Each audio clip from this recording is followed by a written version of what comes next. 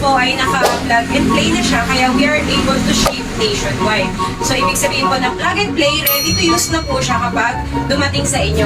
And meron lang siyang tatlong simple steps kung paano nyo po siya isi-set up. Unang step po ay yung cable na may naka-label na compass.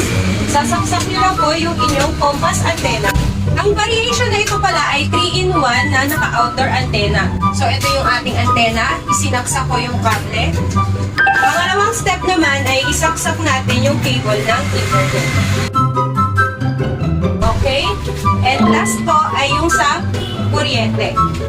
Pagkasaksak natin ay mag-on na siya.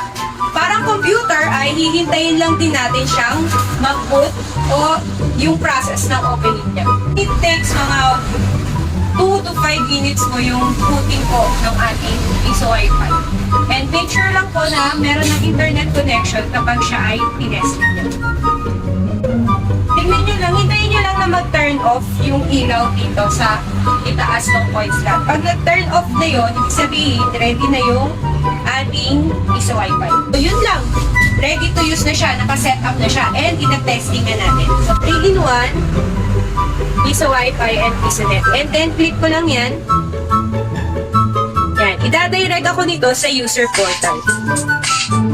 So, pwede ako mag-buy Wi-Fi, buy e-load, and kasama na rin dyan yung GCash under ng buy e-load. Kung may mga katanungan kayo, i-comment nyo lang po sa video na to or i-message nyo po kami sa aming TikTok page. Maraming salamat!